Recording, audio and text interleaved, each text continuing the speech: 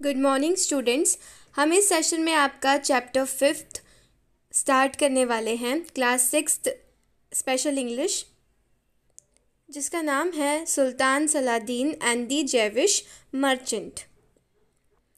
उससे पहले हम चैप्टर को पढ़ना स्टार्ट करें, पहले हम देख लेते हैं सुल्तान सलादीन कौन थे।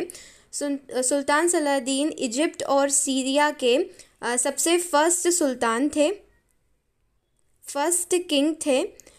And the Jewish merchant, Jewish merchant का मतलब होता है यहाँ पर व्यापारी। मर्चेंट का मतलब व्यापारी होता है। जेविश का मतलब होता है एक रिलीजन होता है जो कि इंडिया में बहुत लोग नहीं जानते। जुडाइज़म एक रिलीजन होता है जो कि बहुत सारी कंट्रीज़ में फॉलो किया जाता है। इसमें वन गॉड, एक सुप्रीम गॉड होते हैं, ये माना जाता है। ये मोस्टली कहाँ पर फॉलो करते हैं? यूनाइटेड स्टेट्स और इज़राइल में जुडाइज़म रिलीजन बहुत ज़्यादा फॉलो होता है। तो एक सुल्तान सलादीन थे और जेविश मर्चेंट थे। तो इनकी एक स्टोरी है, हम पढ़ना स्टार्ट करते हैं। Sultan Saladin and the Jewish merchant. Saladin the Great found one day that he had spent all his treasure in wars and wasteful living. जो सलादीन थे उन्होंने एक दिन पाया कि उन्होंने अपना पूरा जो ट्रेजर है, ट्रेजर मतलब जो खजाना है, वो वॉर्स में जो भी युद्ध करने में एंड वेस्टफुल लिविंग में खर्च कर दिया है। अननेसेसरी उन्होंने बहुत खर्चा किया अपने ट्रेजर में से। So he was in a need of large sum of money.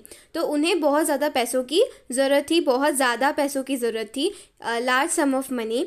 He was wondering whom he could ask for such a large sum. वो ये सोच रहे थे, वंडरिंग मतलब वो ये सोच रहे थे कि वो किससे इतने सारे पैसे मांग सकते हैं। Then he remembered Melchizedek, a Jew in Alexandria who had plenty of money. तो उन्होंने एकदम से उन्हें याद आया कि एक व्यक्ति है जिसका नाम मेल्किसेडेक है। वो एक ज्यू है, जुडाइज़म रिलीजन जो फॉलो करते हैं उनको ज्यूज बोलते हैं। तो एक ज्यू है इन एलेक्जेंड्रिया, एलेक्जेंड्रिया एक कंट्री है, who had plenty of money, जिसके पास बहुत ज़्यादा पैसा है। प्लेंटी ऑफ मनी मतलब बहुत ज़्यादा पैसा है। Melchizedek was so miserly that he would never lend money willingly. जो मेल्किसेडेक था वो बहुत ज़्यादा लालची था। वो अपने मन से किसी को पैसा नहीं देता, विलिंगली वो पैसा नहीं सलादीन को देता।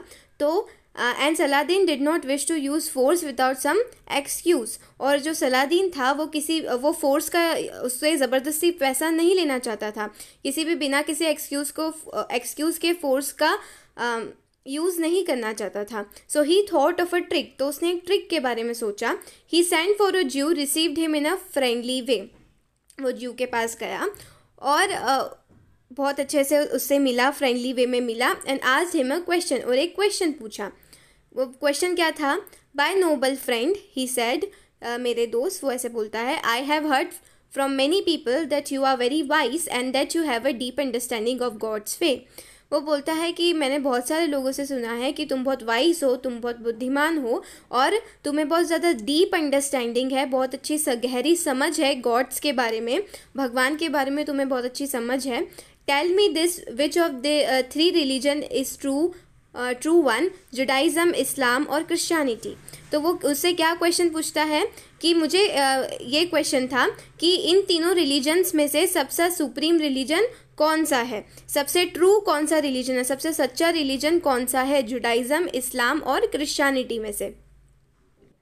The Sultan thought, if the Jew praises the Jewish religion and puts it above the religion of the Muslim, I will throw him into the prison and set him free only if he gives me a money I want.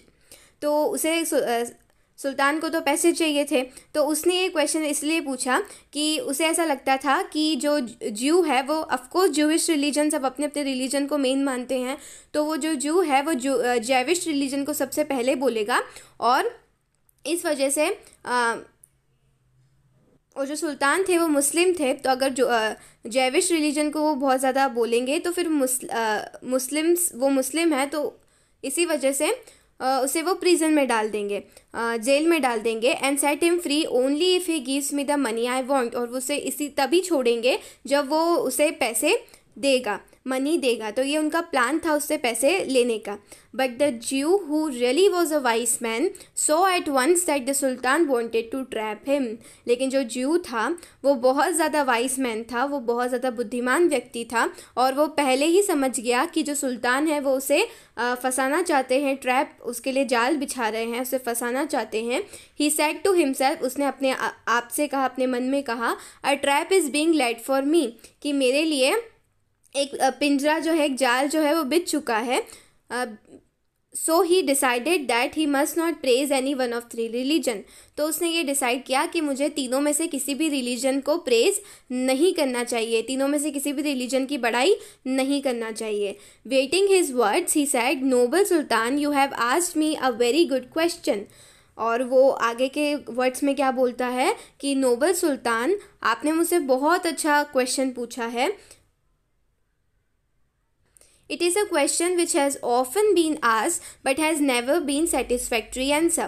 वो ये बोलता है, often का मतलब होता है अक्सर, तो वो ये बोलता है कि ये क्वेश्चन है अक्सर पूछा जाता है लेकिन इसका कोई भी सेटिस्फैक्ट्री, संतुष्ट करने वाला आंसर अभी तक नहीं मिला है।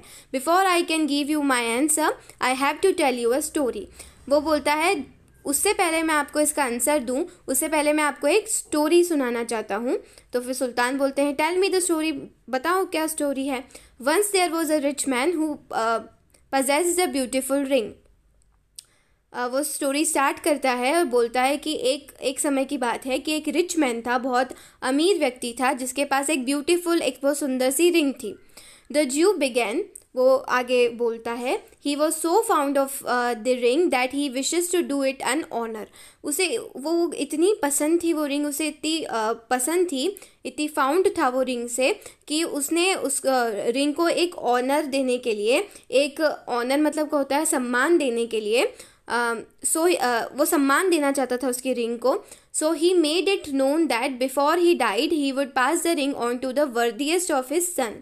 तो उसने अपना एक मन बना लिया कि मरने से पहले वो जो रिंग है वो अपने सन्स में से, अपने बेटों में से जो सबसे वर्दिएस्ट सन है, वर्दिएस्ट मतलब जो सबसे लायक बेटा है, उसको वो रिंग वो दे देगा। The son who receive the ring would inherit his wealth and be the head of the family after the rich man's death. और उसने ये डिसाइड किया कि जिस भी बेटे को मैं रिंग दूंगा वो क्या, जितनी भी संपत्ति वो उसके हो जाएगी और वो हेड ऑफ द फैमिली कहलाएगा, फैमिली का एकदम मुख्य पर्सन वो कहलाएगा जो रिच मैन की डेथ होने के बाद। One of his sons receive the ring and became the head of the family. और किसी एक बेटे को उसने रिंग दे दी जो उसे बहुत अच्छा वर्दियस लगा और वो हेड ऑफ द फैमिली बन गया। He in turn gave similar orders about the ring to his sons. तो उसने भी सेम चीज़ करी। उसने भी जब वो उसकी डेथ जैसे ही पास आ रही थी तो उसने मरने से पहले उसकी रिंग उसके जो सबसे वर्दियस सन था, जो लायक बेटा था, उसको वापस से पास कर दी। In his way, the ring was passed on from father to son for several hundred years. तो इसी तरीके से लगभग 100 साल तक, several hundred years तक जो रिंग है वो फादर से सन तक, जो भी वर्दियस सन था, वैसे पास होती गई।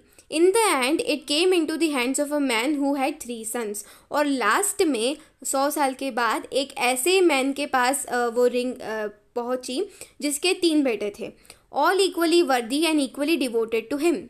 लेकिन यहाँ प्रॉब्लम क्या आई, इतने दिन से तो क्या चल रहा था, जो वर्दियस जो लायक बेटा उन्हें लग रहा था उसे वो रिंग दे दिया करते थे। लेकिन अब वो रिंग ऐसे पर्सन के पास आई जिसके 3 बेटे थे और तीनों ही बहुत वर्दी थे, तीनों ही बहुत लायक थे, इक्वली डिवोटेड थे, वो इक्वली उससे प्यार करते थे। Each of them begged the father to leave the ring to him. तो तीनों ने अपने पिता से बेग्ड करा, बहुत ज़्यादा प्रार्थना करी कि ये रिंग आप हमें दे दीजिए। तीनों ने बोला कि ये रिंग मुझे दे दीजिए। The man loved all 3 of his sun equally. और जो मैन था उसे भी अपने तीनों बेटे बहुत प्रिय थे, इक्वली प्रिय थे। He promise the ring to each of them. उसने ये प्रॉमिस किया कि जो रिंग है वो उन सभी को दे देगा। तीनों को प्रॉमिस किया कि वो तीनों को रिंग दे देगा. So he got a goldsmith to make 2 other rings exactly like the one to had inherited from his father. तो उसने क्या करा कि एक रिंग तो उसने इनहेरिएट करी थी उसके फादर से, और बाकी जो रिंग्स थी उसने एक गोल्ड स्मिथ को बनाया. गोल्ड स्मिथ मतलब जो सुनार होता है उसको इंग्लिश में गोल्ड स्मिथ बोलते हैं. तो उसने एक गोल्ड स्मिथ को बुलाया और बोला कि दो और ऐसी सेम टू सेम रिंग दो और बना दो. The 3 rings were so similar that the goldsmith himself could not tell which one of the original one. वो तीनों, और गोल्डस्मिथ में ऐसा ही किया, 3 रिंग्स बना दी, 2 रिंग्स बना दी, एक तो पहले से ही थी. तो तीनों रिंग्स वो इतनी सिमिलर थी, दिखने में इतनी सेम थी कि जिसने जो गोल्डस्मिथ ने जो रिंग बनाई थी वो भी पहचान नहीं पाया था कि कौन सी ओरिजिनल वाली रिंग है. मतलब इतनी सेम रिंग बनाई थी. When the old man was dying, और जब वो ओल्ड मैन मरने वाली स्थिति में आ गया, he secretly give each of his son a ring. तो उसने सीक्रेटली एक अपने हर बेटे के पास जाकर, तीनों बेटों के पास जाकर एक रिंग सीक्रेटली तीनों को ही दे दी. So after their father's death each of them claimed the inheritance and to prove their claim each of them showed off his own ring. तो जब उसके पिताजी की मृत्यु हो गई तब तीनों ने बोला कि अरे रिंग तो मुझे इनहेरिएट हुई है, वेल्थ तो सारी मुझे मिली है, मैं हेड ऑफ द फैमिली हूँ. तीनों ने ऐसा करा और तीनों ने अपनी अपनी रिंग बताई. Everyone found the 3 rings to be so similar that no one could tell which one was the true one.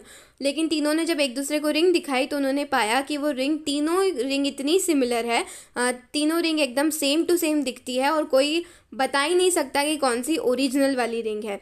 The question of the inheritance could not be settled and it has not been settled to this day. और जो question था कि किसको inheritance मिली है, किसको जो पूरी property मिली है, कौन हेड ऑफ द फैमिली होगा, वो अभी तक भी सेटल नहीं हुआ क्योंकि वो तीनों रिंग एक सेम टू सेम दिखती थी.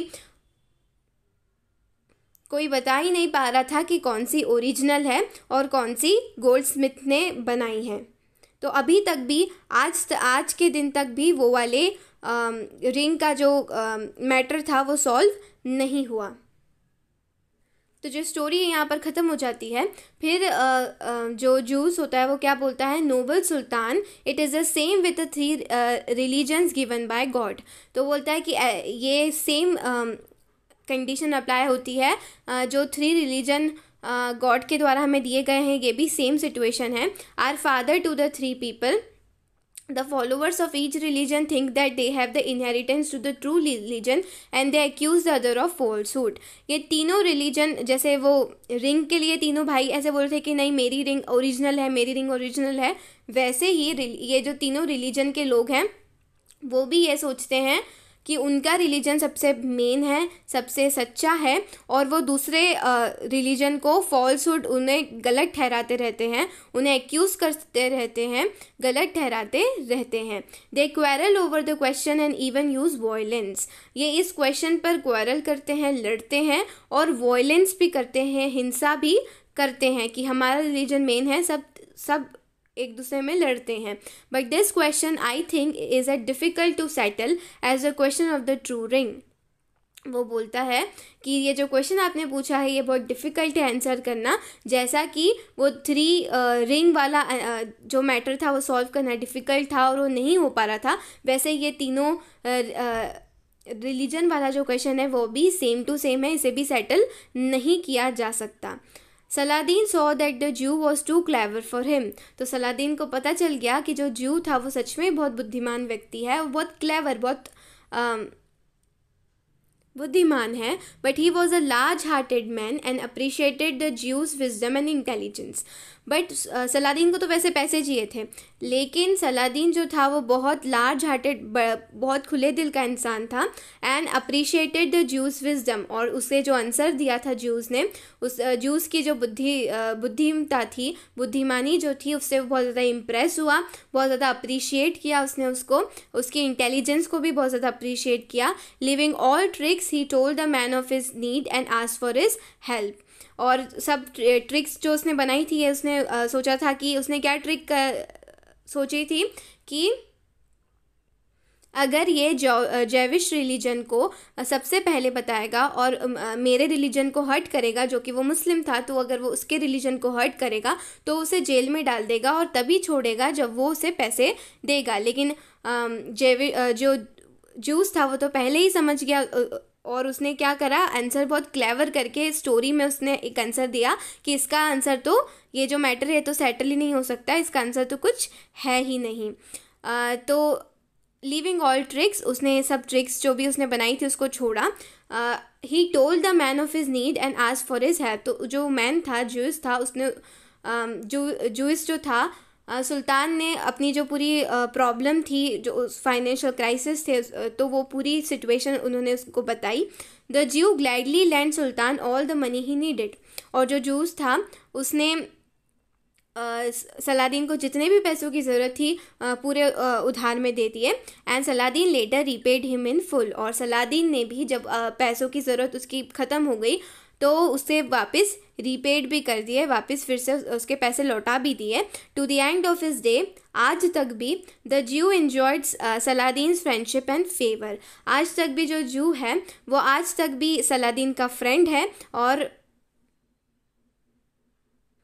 जैसे सलादीन की हेल्प करी थी ज्यू ने नीड में, वैसे ही जब भी जूस को ज़रूरत पड़ती है तो भी सलादीन उसके ऊपर फेवर करता रहता था। तो ये पूरी स्टोरी थी। इसमें हमने बहुत सारे नए वर्ड्स पढ़े। ये आपकी कॉपी में नोट कर सकते हैं, पूरी ग्लोसरीज आपको आपकी कॉपी में नोट करनी है। क्वेश्चन आंसर्स जो हैं वो भी मैं अपलोड जल्दी ही कर दूंगी। Thank you and have a nice day.